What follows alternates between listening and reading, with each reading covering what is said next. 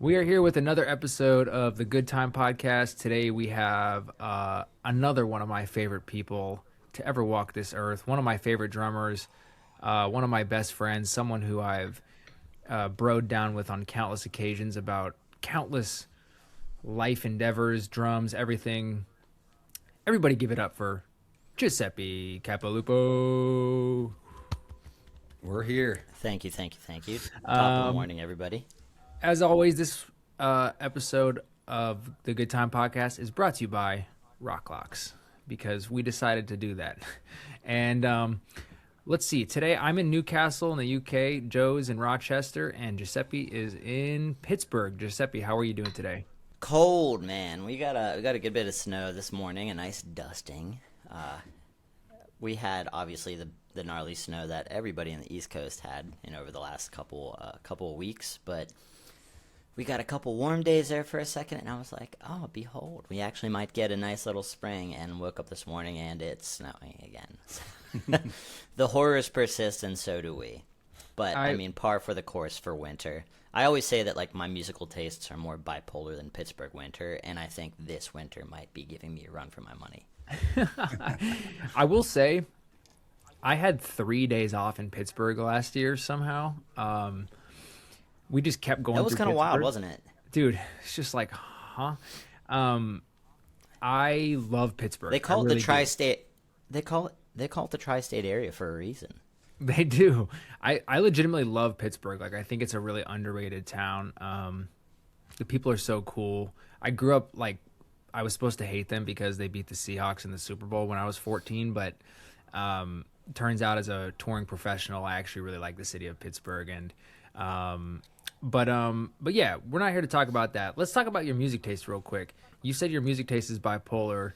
What have you been listening to these days? Oh man, I mean, so if you didn't already know, which I know you do, I have like debilitating ADHD. Yep, like sure. I am a walking tornado on a good day. With that being said, I have a tendency to hyperfixate on records that I really like. And that can be anything from like the greatest hits of like, my personal metalcore favorites from back in the day, the things that, like inspired me as a drummer. Like one record I will say that I can put on at any given time and not get sick of it because of how influential it was to me in the era of listening to like angry music, I guess we'll call it, was The Bled Pass the Flask. That is a record that anyone from, I guess, my generation of, like metalcore, screamo, whatever the fuck the kids want to call things these days. Now there's 40 subgenres that I can't keep up with because I'm officially kind of a boomer now. We are boomers, dude. But that record, we're became old. The OGs. We're old men now. I don't. Yeah. I'm a metalcore grandpa now, which is kind of nice to think about. But yeah, so I discovered this band from a very close friend of mine here in Pittsburgh. His name's Scott. We grew up together. We played in bands together. We went to high school together. All of that. He's also a drummer, not by career. He's a hobbyist now. He works in the medical field. He chose wisely. Got the fuck out when the getting was good. But I call him Scottify because he always has the most perfect taste of music, of things to get me to listen to at a time when I really need something new and fresh.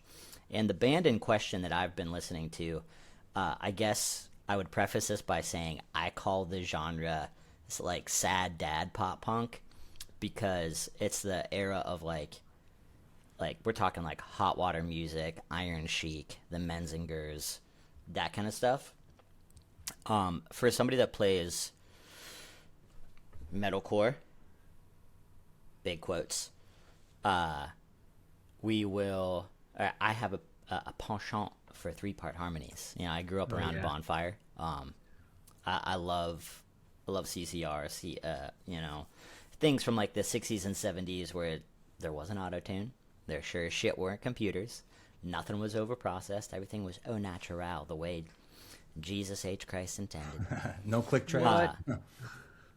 Yeah, nothing. Metronome, what the hell is that? Your drummer can't keep time? Fire him. Get him out of here. What's that? Your vocalist can't hit the note? Well, give him another shot of whiskey. If you can't do it on the third take, get him out of here. Yeah, exactly. But there's this band in question. It's a band called Ways Away. That's apparently a sort of supergroup. Wait a second. Yeah, I've heard of this band. Jesse. I think it's Jesse from Stick to Your Guns is the vocalist. That's right. That's right. We did. Jared Shavelson or Shavelson, however you pronounce that incredible drummer's last name, is the drummer. And talk about a workhorse. I think that dude plays for Joyce Manor, Mariachi El Bronx, amongst many other things.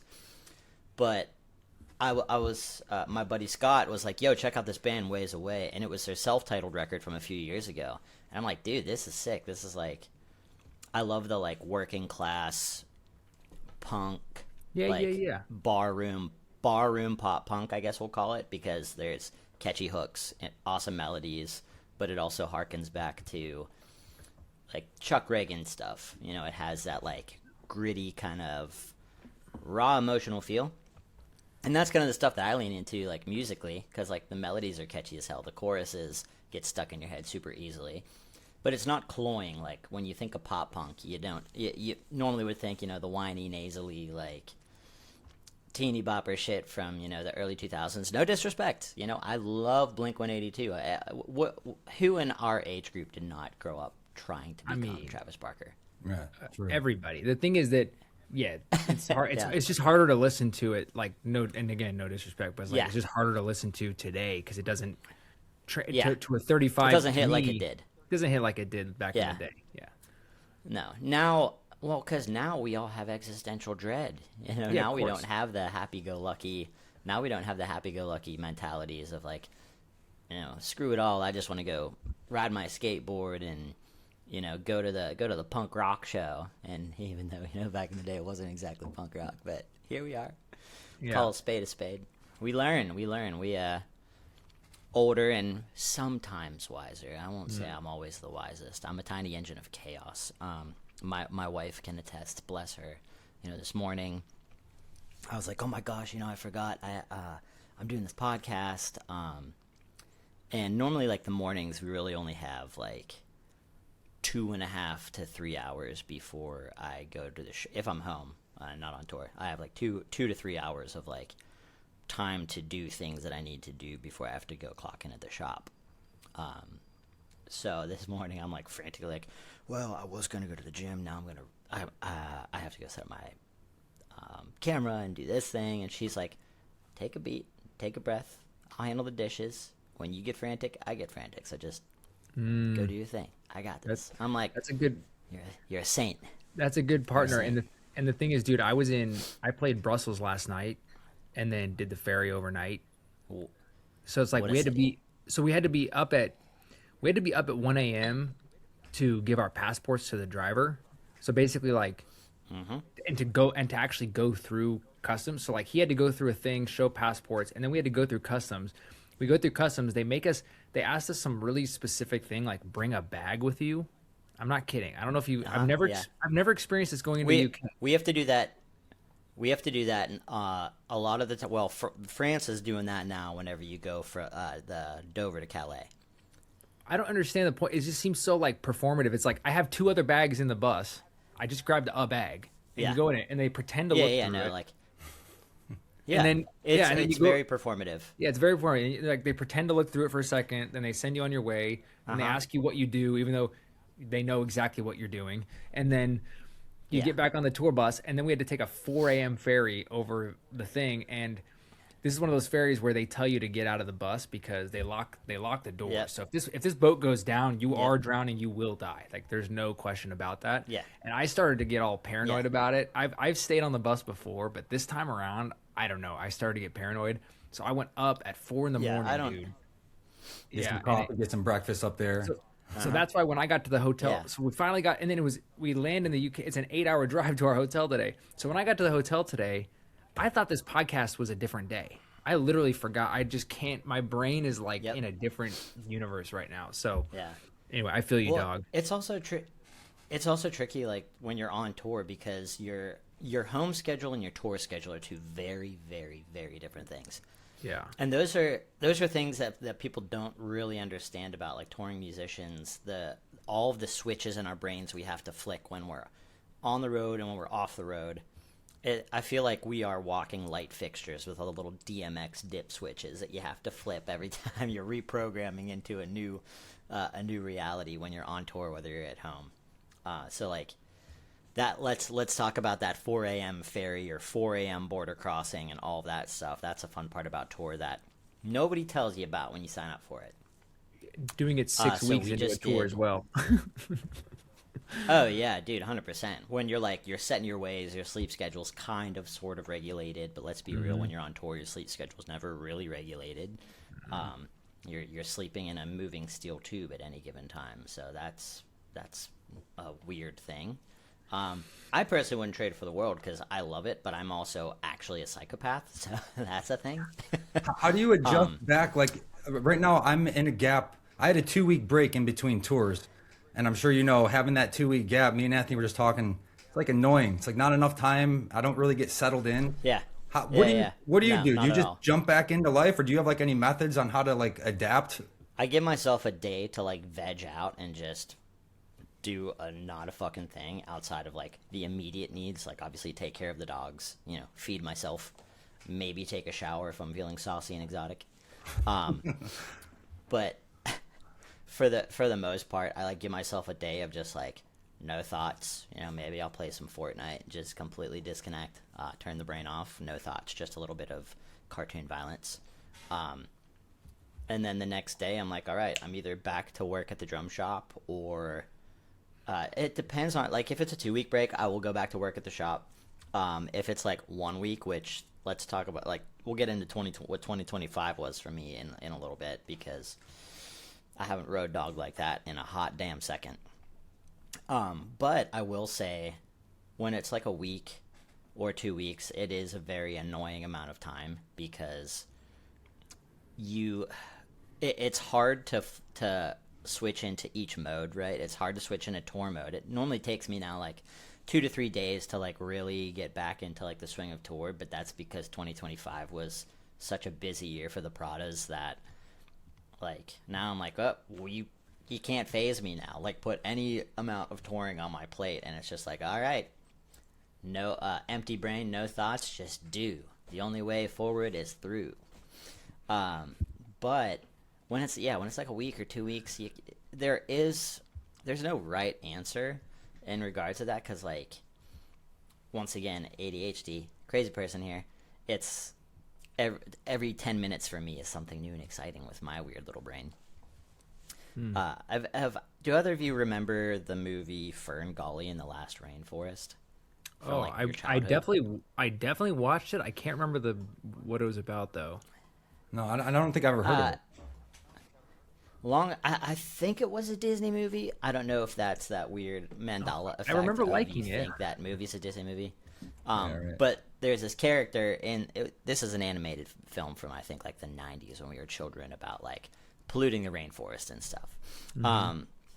But there was this genetically modified bat named Batty, who is of course voiced by the late Robin Williams, icon. And this creature has a little antenna sticking out of its head that every time he would flick it, he would just immediately change channels like a little TV switcher. And I'm like, yep, that's me. That is me. That's my ADHD right there. Dude, I'm looking at photos of this guy. He looks hilarious. I remember this now that I'm looking at it. Yeah. Joe, Yeah, so wait, that's 100%. Can we dive into the drum shop thing real quick, because I wanted to just like learn about like what you like. Is it like a vintage thing, or is it just like an all in all drum shop? Do you own it, or you just work there, or like tell us about it? So I'm the shop manager. Chris Hawthorne's the owner, hence the name Hawthorne Drum Shop. Oh, that one. Okay, that's a famous Yeah. drum shop. Yeah. So They've done such a good job with it. Back in the pandemic, it was 2020. It was December. Obviously, we were already into the thick of not having jobs as musicians. It was like, I'm living off of unemployment. I don't know how the heck we're going to get back to any sense of normalcy. And Chris texts me. He's like, hey, what are you doing on Friday night? Or whatever day it was. I was like, nothing. I'm, sitting here figuring out if I'm going to be alive in a year. And he's like, why don't you stop by Hollywood Music down in McKees Rocks. I want to pick your brain about some stuff. He pulls out a sixer of beers. He's like, well, what's your next couple years look like? I'm like, I don't know what tomorrow looks like, man. What's like at this point I had sent out probably 20 some applications for like warehouse work, whatever. But like Pittsburgh isn't at least at the time, like there wasn't a lot of job opportunity going around because it was a pandemic. Like all the warehousing stuff was packed out because that's what everybody was trying to do. Like obviously capitalism sure as shit didn't slow down, but all of us that are gig workers were looking for work in any capacity. And you know, I had bartended for such a long time. You know, that was my career before Prada pulled me out of retirement. But obviously the service industry was shut down too. So Chris was like, here's what I'm trying to do. I'm trying to open up this drum shop. I've been operating solely as an e-commerce platform through Squarespace, you know, Reverb, and eBay for the last couple years. And I'm trying to expand to have like a brick and mortar store. Do you have retail experience? And I was like, yeah, you know, like I used to work for Guitar Center, you know, back in my early touring days. So like I have some retail experience. I have plenty of customer service experience from working in hospitality for years. What's the vibe? He's like, well, and you know how to take drums apart. Teach. Yeah, well, now I really do. And Yeah. like over the past couple months, do you guys know Caden Clinton? Dude, we're gonna talk about this because I love those drums. I'm getting one of those snares he's making. I'm gonna get a Barbie Heck yeah, pink you one. are. Dude. So I'm gonna get a Barbie pink hell one. yeah, dude. Quarter inch That's- aluminum. Yeah. Yes, sir. I Wisely. don't know who that is. He a Pittsburgh guy or is he just like a drum? No, maker so out here's there? here's Caden's lore. So he's originally from Vero Beach, Florida. He plays drums in this band called Pool Kids. Sick ass band. He just incredible band. It's basic. They always in the earlier days he was telling me they called them Paramore and 7/4. So they have That's like right, a lot that's of really right, you told me that. a lot of really shreddy a lot of really shreddy guitar parts, but Caden writes some super super super sick drum parts. He's a hell of a drummer, an incredible human, just like a good person. He's the kind of guy, and I've heard this from the vocalist of Spiritual Cramp as well. He finds himself in the most unique rooms of people, and he's the most like well-connected young person I know. I think he's only like 29. I think he just had his birthday like last week. I think he's 29 now, and this man is an anomaly. I always say he's like an extension of my own brain because not only is he intrinsically talented at everything that he does, but he's just like a good dude. He's such a good hang. His energy's awesome, and he's brilliant. Like he showed up at the drum shop one day, you know, business as usual. And when people walk into the drum shop, it's like it's in McKees Rocks, Pennsylvania, which is not exactly known as a high foot traffic area. Like there used to be a motorcycle club stronghold down there that there was a RICO FBI sting operation on not all that long ago. So like this place is kind of the sticks in a way. It's about 10 miles outside of downtown Pittsburgh, but it is right next to the Roxy Theater, which is a 1,500 cap Live Nation venue. So now that they have that venue open post-pandemic, now we're starting to get more people, you know, more foot traffic into the shop, which is cool. But Caden walks in and is like, oh yeah, like I just moved into town. You know, I moved in with my girlfriend and I play drums in this band and I make, you know, I make things. I'm like, oh, what do you make? He's just like, you know, like I started making some like FX percussion stuff. So he started making like chain rings and like sizzle chains for cymbals and stuff like that. And then one day I show up like months later after we're like now pals, and he's got these metal like drum shells, and I'm like, you making drums now? He's like, yeah, this is first prototype. I'm gonna try a couple snare drums and see what happens. I'm like, sick. And he built me one of his like first couple prototype snares. He calls it version 1. That I think that one's a 6.5 by 14, stainless steel, not polished, just kind of like a raw stainless, and looks sick, sounds sick. It's still in my drum room now. And then for my birthday, 2 years, I think it was 2 years ago now. My concept of time is skewed. He built me a full-on snare, like, and outfitted it with all Rogers hardware and a Rogers badge so I could tour with it since I'm a Rogers endorsed artist. Oh, sick. That's and cool. it's a 6.5. Yeah, it's a 6.5 by 14 stainless. And he had a local custom motorcycle painter, Tyler Elliott at TE Customs, paint it. Two of my favorite colors. Well, I'm a sucker for sparkly drums. I love a metal flake. But I also love Rogers Pacific Blue. The first Pacific Blue kit I saw was on a Rogers Londoner kit we had in the shop, and it just like completely caught my eye because I'd never seen that color blue on a drum kit before, and the fact that it was an original color, I was like, that's beautiful. It's just like a cool off the beaten path color that I'd not seen on a vintage kit before. I'm like, that's sick as hell, and I just became obsessed with that color. So when I told Caden, I had no idea he was building me this snare for my birthday. We were going to some concert at Stage AE together, and he's like, "Oh, hold on, I have some in my car I got for you." He comes over with this snare with a drum case, and I'm just like, "What did you do?" And he built me a snare. Had one of my favorite motorcycle painters paint it Pacific Blue with metal flake. So not only did I get my Pacific Blue Rogers drum, we call it the Rogers sleeper snare because it's obviously a cadence snare that he put Rogers hardware on, and that's been my touring snare for the last 2 years. So like if you've been to a Prada show, you've heard that snare drum. So wait, so real quick, so I want to say something here about the shop because I visited the shop a few years ago in the early days of the shop being open, and I've of all the guys who've toured and gals who tour, like I've probably seen the shop. I've seen it like 4 or 5 times now, and I've watched it grow. And a couple months ago when I was there, I mean, I am just blown away at the operation that you guys have going. I think it's such a badass drum shop. I think it's quickly become one of the top drum shops in America. So if anyone is listening and you find yourself in Pittsburgh, please go check out Hawthorne Drum Shop. Chris is the fucking man. Giuseppe's the man. Yep. And I said this last time I was there because I brought Andrew, my drum tech, with me. I literally was like, dude, if this shop was in my hometown, I would love to work at this shop in my off time from touring because I love taking drums apart and putting them back together and fixing them. And like, I think I've always been obsessed with that part of like the drum experience. Like, it's always baffling to me when I meet drummers who like can't fix their own shit. Like, I understand not being able to like cut your own edges and stuff like that, but like as far as like replacing some lugs or like throw off broke or something, you gotta throw understand. off brakes, you need to replace it. Like there's so many drummers who have no idea how to just like do the basic stuff with a drum set. It's insane.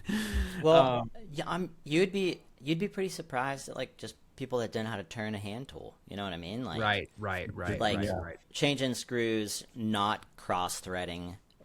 You know, something like you don't think about that kind of stuff. Obviously, like if you do it, you don't think about that kind of stuff. But then you realize, like, someone that's somebody that doesn't know what a set of channel locks is, or you know, like, or vice grips, or needle nose versus regular pliers.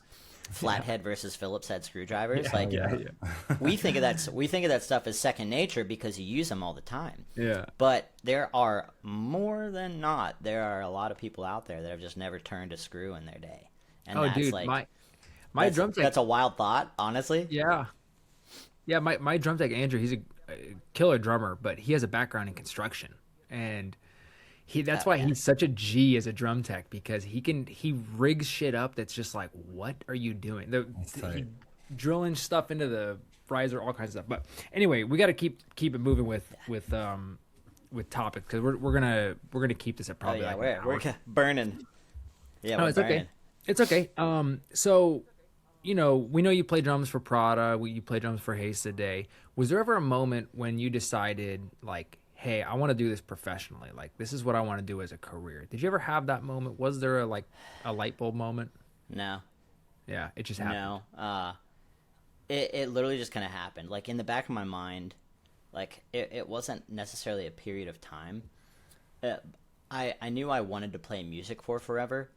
I just didn't understand that there could potentially be a career out of it. Mm-hmm. Not to mention, I didn't know the first thing about how to make it a career, because like predating MySpace is how long I've been fucking touring. Like I started, you know, playing shows out of state, you know, in 2004 before I was even graduated from high school. Mm-hmm. So like I had already been towing into this stuff like since I was 16 years old. Like when I was still when Once Nothing was still full time. I remember the first like official tour that I did with them. My dad, who's a retired civil attorney, like he made the two guitarists sign legal documentation to act as my guardians so they could legally take me over state borders since I was still a minor. Like Wow. that's how long I've been fucking touring. So like I didn't obviously my dad wanted me to go to university, get the degree, you know, have like a solid foundation before I chased the pipe dream of music. But nah, I dropped out of college one semester in and just kind of went for it. You know, it was van DIY touring, and I just kind of kept going. It wasn't until when Haste the Day first took a break and, you know, essentially broke up in 2011 that I stepped away from, you know, touring full time. And that's when I got into hospitality and the service industry and tending bar and making my way through the ranks there. But as far as like that moment where like I started doing it professionally, it never really clicked. It was just kind of like there wasn't a punctuated moment. It just kind of happened. Morphed into it. Like I was like I was one of the few where it's like I loved traveling, I loved playing music, and then one day it just kind of happened, and then I started, you know, making a couple bucks, you know, after a tour, you know, with Haste. And it wasn't until Haste the Day when I actually started like getting paid to like be on tour. And it was still at the time a pretty nominal amount, but you know, now, you know, with Prada and Haste Today coming back in an era where it's like social media is free marketing for everything, like it's now prominent that it can actually be a career. And that's not to say that you don't obviously give your pound of flesh to make that happen. You guys both understand the sacrifices required to do what we do, both mentally, emotionally, and physically. However, when you're, I just got chills. doing It's something like, that long, it's like yeah, it messes you up, dude. It changes your brain. it really does, and that's hard to explain to people that aren't in your shoes. Mm-hmm. Like you're on the other side of the world right now. Like 2 weeks ago, I literally flew around the globe to the other side of the world to play one show in Bangkok, Thailand, turn around at 3 a.m. lobby call, and fly home. I was gonna ask you. One With show. Devil Wears Prada? With Prada, one fucking show. I was gonna ask you about this. How long was the set that you played? Just shy of an hour. I think it was like 45, 50 minutes, something like that. Holy shit. People don't understand how insane that is. Yeah. It is. Yeah. That's like you're on a plane for like how many? 20 hours? 18 hours or something? I was on it. I was in transit, you know, from like layovers, travel, all of that, longer than I was on the continent. Of course, yeah, because you go Pittsburgh to JFK. I go Pitts. Which direction not did even. you go? So here's the thing. Here's the thing with Prada, and anyone that flies with the band will understand this. Baggage allowances with airlines when you have to fly gear, that is a thing. Obviously, we all know the media bag hack that a lot of us will do. But thankfully, because we primarily fly American Airlines, like pretty exclusively for anything band related, most of the members we all have status with the airline, so we're allotted X amount of free bags.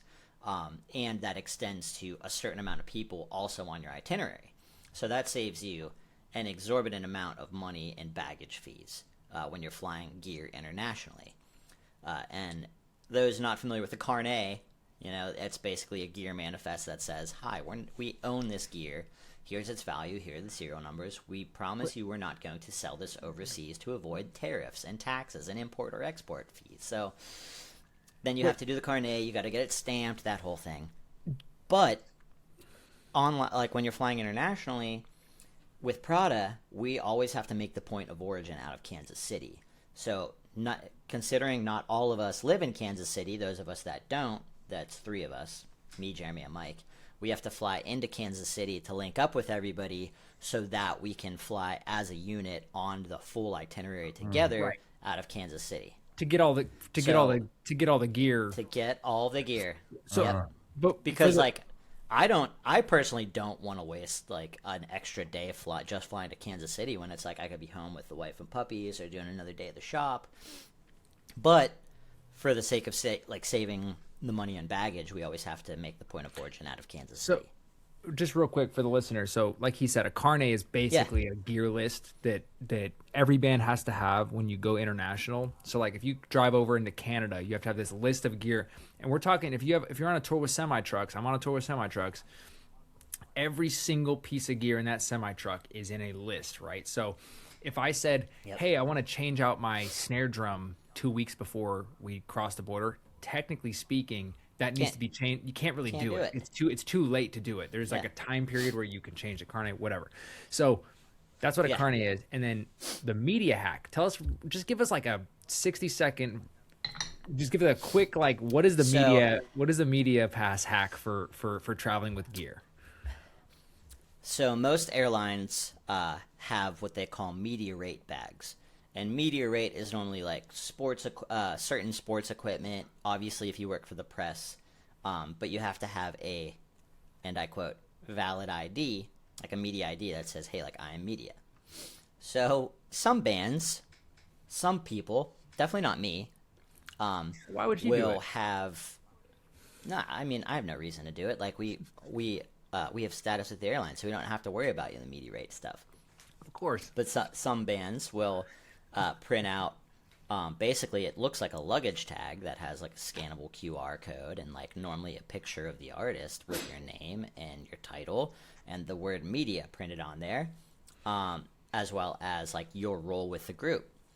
And what that does is that gives you a fixed rate of baggage for an airlines. So you're allowed a bag, an oversized and overweight bag up to 70 pounds.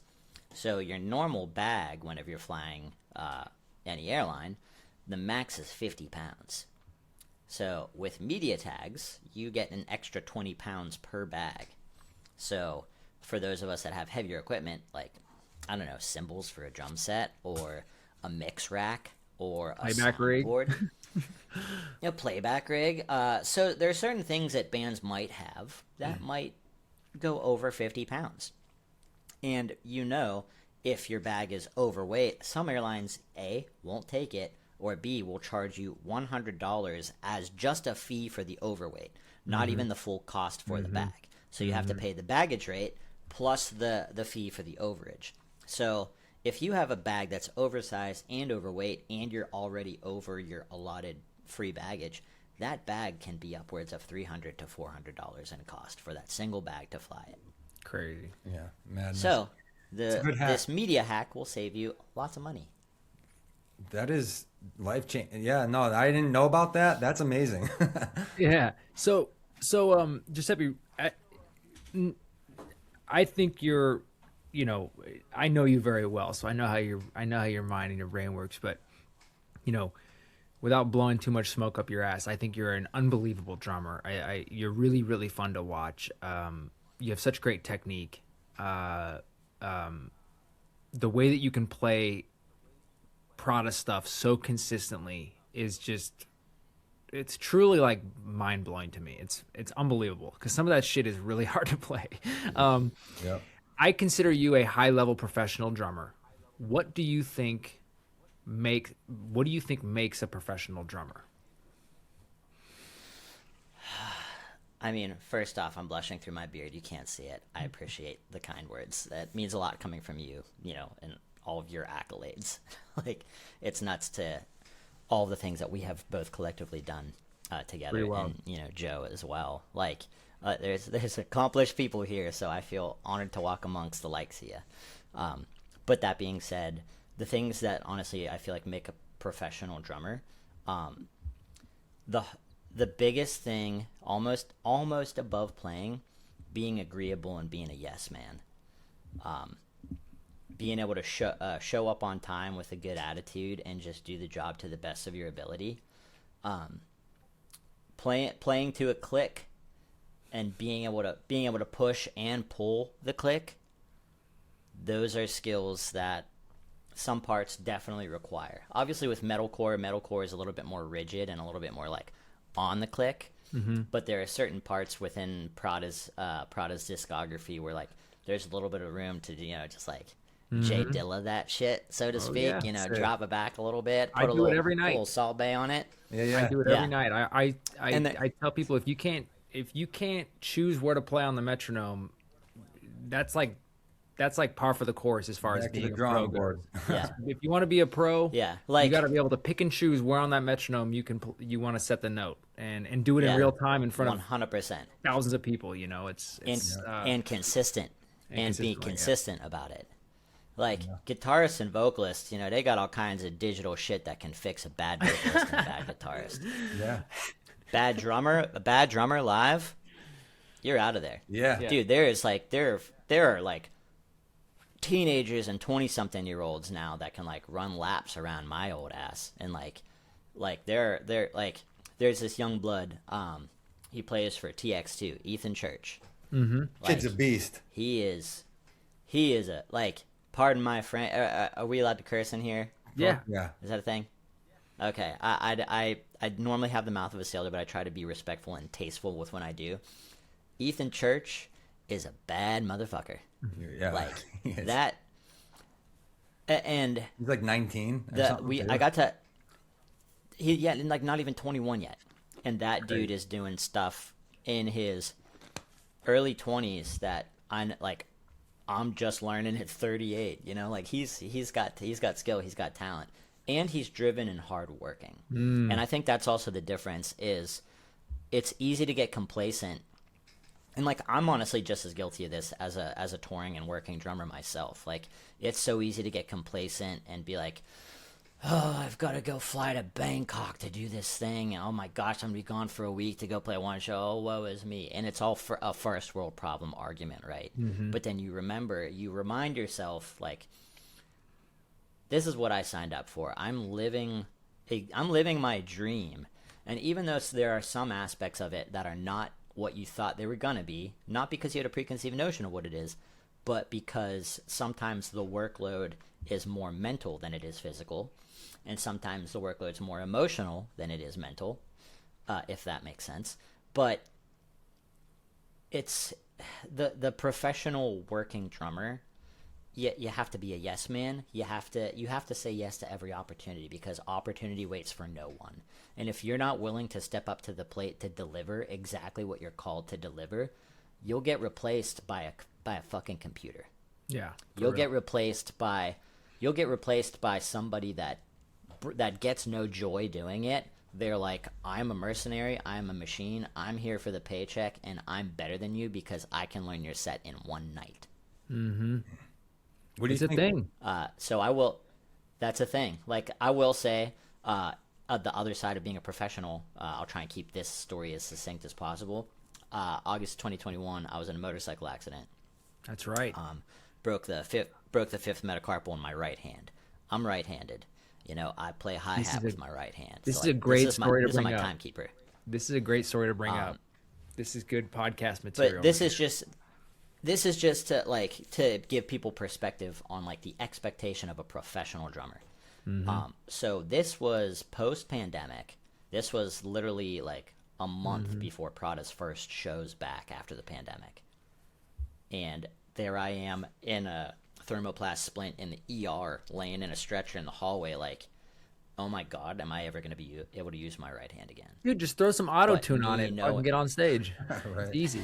I was saying, but like me not being like, oh well, like Prada has shows, I have to sort them out. I got to find them a guy. Like I have to let the bosses know. I have to light the torches, basically. So I start going through my phone book of just like, all right, who the fuck can handle this and learn these songs in a month? And like in my mind, the expectation of a professional, like if somebody calls me tomorrow and says, I have this gig, and it's like a gig that I want, I'm on my way to my lockout, my rehearsal room, and I'm not leaving that room until I have this stuff memorized. Period. Like that's the standard. And I will show up to the beat tomorrow and play it note for fucking note. Because that is the standard. That's the standard of operation of a professional. When Prada called me in 2016 to go record on Transit Blues, I had 2 days to learn and write parts for the record. 2 days. And these are songs I never heard before. These aren't catalog songs. I could be like, oh, let me like listen to them, just repeat. I just had the demos. So a lot of these parts I'm writing to the songs that there were only like placeholder drums for. And they gave me 5 days to track it up in Long Island at Sonic Debris with Dan Corniff, and I tracked the entire record in a day and a half. So when I think of a professional drummer, and there's people that learn songs faster than I can. I mean, look at Josh Freese. Look at you. You had to learn the whole Daughtry set in how long? 4 days. Yeah, it was so like, it was enough. It was enough time, but it was incredibly stressful, and I had to go and do it in NBA arenas with a band and crew that I had never met. It was really stressful. Yeah, and if you can't, that is like you've been saying, that is literally par for the course. Though, like I can't sit there and bitch about it. It's like you either do it or you don't. You sink or you swim. Yeah. That's literally all it is. Yeah, do you have the sand of the dead rabbits? You know what I mean? Like, yeah. And this in New York, like can you hang or can you not hang? That's exactly simple. Right. And also understanding the bigger picture, which is like you're gonna get better at playing the set. Like the first few shows might be a little bit, you just make sure the show is running and give it a couple shows and you'll be locked in. You know what I mean? But doing like learning a set in a couple days and having no rehearsals or one rehearsal and going into shows, I don't know a single pro who hasn't done that. Period. Yeah. Yeah, it's definitely so like the standard of operation is high. It's something that needs to be there if you're going to be a professional drummer. Which is the next thing I want to ask you, because I heard you talking about you went to college and like you quit college. What were you going to do? Like if you weren't going to be a pro drummer, what would your profession be? I mean, now, now I don't even know. Now I'd probably get into the trades, honestly, because young people now are afraid of labor and afraid to get their hands dirty. But I grew up raising horses. I grew up on 25 acres of woods, and my parents were ensured that my brothers and I understood, a good day's work, baling hay, cleaning stalls, working in the corral with horses. I don't know. Maybe I move out west and become a rancher, work with horses again. Maybe I'd go learn how to be a union electrician. Like honestly, like if music ever really, really dies, which there's a ceiling at some point. Maybe the internet finally dies for good for a while. That could be cool. So we could all go back to having landline telephones and not knowing what people look like. I wouldn't be mad. Not worried about the algorithm. Me neither. A little reset. But yeah, probably something in the trades, because that's work that will always be there. They are hurting for workers right now. Like there's not enough people becoming electricians, not enough people learning how to be plumbers, not a lot of people learning how to be roofers. Like there's a lot of trades that pay really, really, really, really good money. They pay great, and you can have good health insurance. You can be part of a union, and AI is not taking those jobs anytime soon, or robots. It's going to be hard for robots to learn how to do plumbing. Yeah, that's what I did. I had a little construction. I had the same kind of background. I didn't grow up on a farm, but I had like a contracting company before I dove into the like actual playing drums. So that's cool. I didn't know that you were. Wait, so what'd you go to college for? You said you quit college, right? What were you like taking? Yeah. I was there for business administration. It was a very brief stint at Duquesne University here in Pittsburgh. That's where my dad got his Juris Doctorate to become an attorney. So that's where he wanted my older brother and I to go. I like barely got in because I was never a man of academia. Like my grades were average. Like back then we didn't know what the hell ADHD was. We just thought, I had a hard time focusing in school. No, I was a poster child for someone that needed Adderall and didn't know it. Same. I was just easily excitable, and I couldn't remember words when I was reading a book. Like I'd try to read, and I could not retain a lick of information. Speaking of ADHD, I'd be like, squirrel. Yeah. Speaking of ADHD, we stopped the story mid sentence basically, but we were talking about when you got in a motorcycle crash, you had to find a fill-in. I just want to throw something in there really quick. So Giuseppe called me. And he said, "Hey, can you do this?" And I, being a professional, literally was just like, "Dude, I would love to do this, and I'm so flattered. I would literally love to do this." but this is simply out of my kick drum speed range. Like I cannot play these songs at the level that I would want to play them and at the level that I know the guys would want me to play it at. Like, could I get through it? Sure. But it's just not going to be at a level that I deem worthy of this band, and I would need more time than what I had. It was a couple weeks, whatever it was. I would need like 6 months to like really drill this shit, and like I couldn't do it, and so I said no, because you need to know where you're at. You can't just say yes to anything. Yeah. Oh. I know Yep. we were saying, he was saying say yes to any gig. What he meant was like, say yes to opportunities that are coming at you, especially when you're young and you're just trying to get out and play shows. But on a professional level, if you get called by a professional band, you need to know you can actually do it. Do not go and embarrass yourself. Yeah. It's another thing that makes you a pro. Knowing the limits of your abilities. Because my thing Exactly. is, like, when Prada wrote Zombie 2 during the pandemic, when we released that, when they were sending me demos, some of the programmed drums that they had as placeholders when they were sketching shit out, I was like, I'm not a deathcore drummer. I can't play blast beats that fast. And I'm going to tell you, like, hey, I'm going to change this because that's past what my abilities are. And if you want them to stay that way, then you're either going to have to bring someone else in to do it, or you're going to have to leave that programmed. And I'm the kind of guy where it's like, I'm never going to put something on a record that I sign off on that I can't physically play night after night. Right. Round of applause for that. That's facts.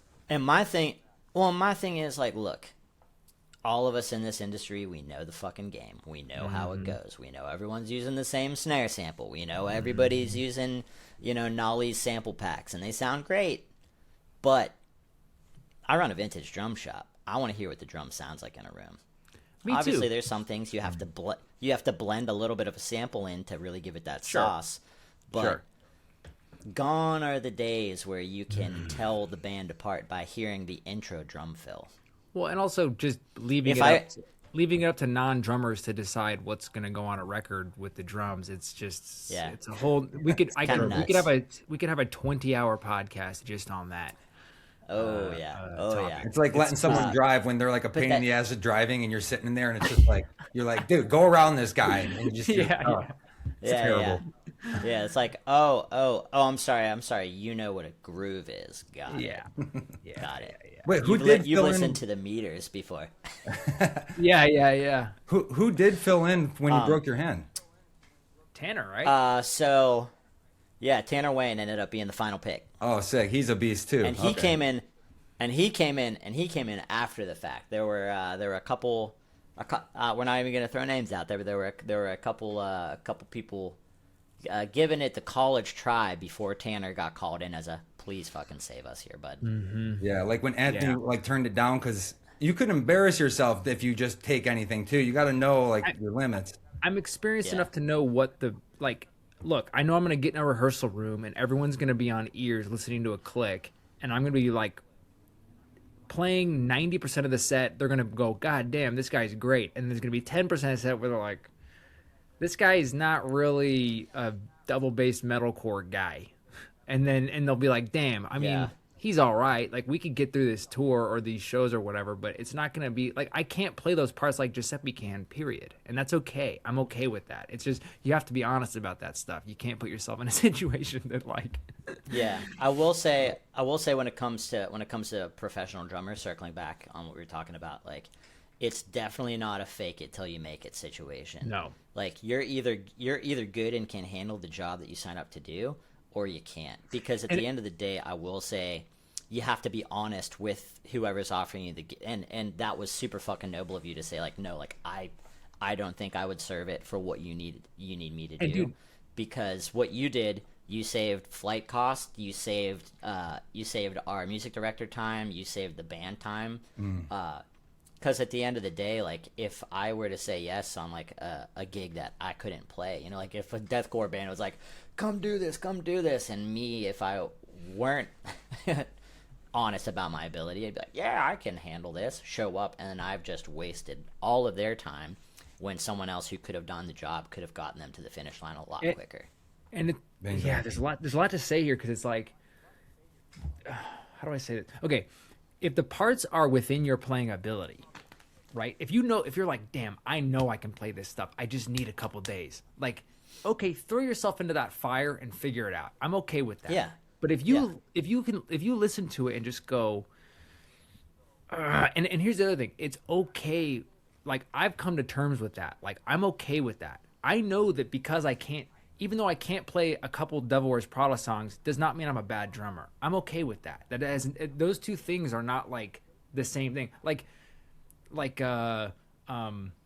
Steve Jordan can't play the Devil Wears Prada songs. Right. Does that mean he's a shitty drummer? Yeah, right. No. it's like so yeah, it's okay. It's okay to know your lane, to know what you're good at, and to do that. And that's really part of being a pro. Like, I love sports, so I always look at it through the kind of lens of sports. It's like a lot of NBA point guards, they're not 7 feet tall and can dunk and block shots and all that stuff. They got to know what they're good at. You know, you have to know your role and know what you're good at. So on that note, we're talking about filling drummers up. We're going to wrap it up here in the next 10 minutes or so, but we'll kind of hit you with a few questions. But what's one band you wish you could fill in on drums for or play drums for? Harry Styles on the Fine Line tour. Oh, hell yeah. Hell yeah. That's a gig. Like, I'm a sucker for pop music. Same. And yeah, I would say, without saying why I like Harry Styles music, I would say Harry Styles specifically on that tour, because I was obsessed with that record. Justin Timberlake on the 2020 Experience tour. Oh yeah. Oh yeah. Come on. See, this is what I love about your play. This is what I love about Giuseppe's playing. People who aren't drummers may not understand this, but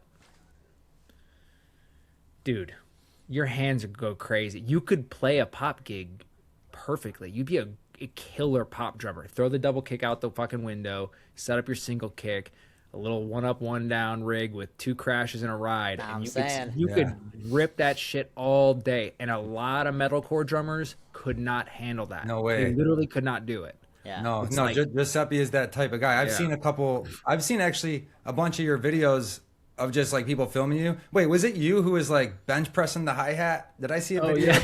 Was that you? Yeah. Dude, that was sick. Was that just like you just messing around real quick, or was someone like, is that like an inside joke or anything? No, so one of my buddies, Joey Solak, there was a band back in the day called Demise of Eros, that I played for before I joined Once Nothing, and this was before I realized that I wanted to tour, and this was before I had the capacity to tour. And we played a show together with them when he started playing drums for them after I had left. And there was a brief moment where, like, during a super fast double bass part, he just like picked his hi-hat up over his head for like 2 bars and then set it back down, and I was like, what if I expand on this? Fucking pump it up. And I started doing it during with Haste the Day, during When Everything Falls, during the intro breakdown. And it just kind of freaking stuck. So I started doing that with Prada during the last breakdown of Sacrifice, and even before we started playing Sacrifice, which was from Color Decay. Earlier in Prada, when I was with Prada, we would close the set out with Mammoth for a long time, and that was the song that I started, bench pressing my hi-hat with Prada, and it just kind of stuck. So people are like, dude, that's the guy's bench pressing his hi-hat. That's sick. And I'm like, dude, you gotta get shoulder day in when you can, I love that it went viral on the internet too, because I think that's definitely what was. That was great. Probably on the cruise. Oh yeah, Shiprock. Yeah. Oh, we did the Emo's Not Dead cruise. Emo's Not Dead, right? Oh yeah, okay. Those are always fun being out there. So it was a very good time. Yeah, you toured like a psychopath last year. I also toured like a psychopath last year. It was the busiest year of my, touring career. Oh yeah. I did 3 7-week tours and a bunch of fill-in like casinos and festivals and all kinds of stuff. It was a long year. How do you deal with fatigue? Because we've been talking about this a lot the last couple of weeks on the podcast, just Yeah. because I've been on tour and just there's just a fatigue element to being on tour, and then especially when you're playing parts that are so physical, it's like it's a very athletic style of drumming. So how do you Yeah. deal with fatigue, and how does that play into what you do on your days off? I go to the gym 5 days a week, even when I'm on tour. Um, this winter, most specifically, I was definitely a little bit more lethargic, and I've been doing a lot of home exercises and just like body weight stuff and some like resistance band workouts at home because like with all the like shit weather we've had, um, sometimes arthritis is like I don't know, your joints are a little more creaky this morning. So I try to keep up with mobility exercises and stuff, both home and when I'm on tour. But as far as like burnout and fatigue stuff when you're on tour, like the mental side of it, there really isn't a true way to combat that stuff because at the end of the day, you're you're at the mercy of what your tour schedule is. Like just because you might need, a couple days to just go like veg and, maybe see family and stuff like that. The reality of the job is you can obviously, keep in contact with other people and be honest about where your mental is at. Like I'm always very communicative with my partner, as well as my family about like, how I'm doing mentally when I'm on the road, if I'm feeling homesick, all that stuff. But like the most important thing to do if you're feeling that shit is to talk about it. Mm-hmm. Like therapy is super important. Being communicative about how you're feeling mentally and emotionally when you're going through those tough moments on the road, you have to talk about that kind of shit. Mm-hmm. And it's hard stuff to talk about. Nobody wants to hear that you're feeling sad or despondent when you're on the road, living the dream for all intents and purposes. But the reality is, like, the human body can only take so much before it starts to just deteriorate and shut down simply because you put it through too much, both Does it mentally and physically. Very true. does it ever affect your playing? Very rarely. The biggest thing for me about like getting out my anger and frustration is when I'm behind a drum kit. Mm-hmm. Like, of course, anybody who knows what leg day is in reference to a gym, can put on some humanity's last breath, get on the squat rack, and just fuck it up. But for the most part, like when I get behind my drums, I'm very selfish with it in a way where I know people are coming to the concert because they want to be a part of something and they want to share that moment of connection with the artist they're going to see. But on my side of the fence, like I don't really see past the first like 2 to 3 rows of people because you got the lights in your face and all of that. But as soon as I get back behind the drum kit, I might be looking like I'm addressing, everyone visually, whether it's my bandmates, whether it's people in the crowd. But like when I'm up there, that's my moment to like really get out of my head how I'm feeling. Mm-hmm. Like that's my therapy. That's my reset. That's where I like get to leave it on stage. Dude, and And it's such a good. sometimes I feel kind of like sometimes it can be a very cathartic experience, and then sometimes I'm thinking about what I'm having for dinner after the set. There are times where my brain isn't there. Dude, a Times good I'm like, oh, I'm sleepy. Oh my gosh, Yeah. like I'm getting kind of hungry. Or oh my gosh, I have to use the restroom right now. Oh good- yeah, that's a good that show. sucks. A good show kind of fixes everything, and It does. a bad show can sting. I don't want to get negative here. We gotta finish this up here, but I had a bad show last night in Brussels, and I haven't stopped thinking about it. It's killing me. It's like, yeah, I just didn't have a good show. You're bound to have one or I two of will. those a tour, and Yeah. dude, it eats me up. I'm trying so hard to not, I get it. think about it. I will say, with that being said, I will say this, as someone that understands what that feeling is of having a bad show, whether it's good or bad, you have to leave it on stage You have to, I know. because because you have to do it again tomorrow. Yeah, of course. How course. can you be present for the show you're about to play because you're still thinking about the mistake you made reliving last it. night? Yeah, 100%. No. Like- 100%. And I've gotten It's like those moments. Go ahead. I was gonna say I've gotten pretty good at compartmentalizing that stuff. And again, back to being a pro, this is like stuff you just have to deal with. But like having the day off, I think is what's killing. We have a day off today, and it's like I want to run it back Oh, tonight. I want yeah. to, you know Yeah. what I mean? Like It's just frustrating. It's frustrating when you don't play to your best ability, especially when, you know, you know what you're capable of, and it's just hard. It's a reality of, you know, being a human being in any job, really. But Yeah. let's hit you with a couple quick ones just to end the podcast. No need to elaborate too much. Just hit us with your first instinct here. Um, All right. all right, what is your favorite part about touring? The food. Oh, That's a great answer. I love to travel and eat things despite my diminutive size. I love just being around different cultures and experiencing how other people eat food, as well as checking out, you know, cool little restaurants, cafes, and coffee. I'm big on coffee. Same. What's your least favorite part about it? Off days in random towns where there isn't food and good coffee.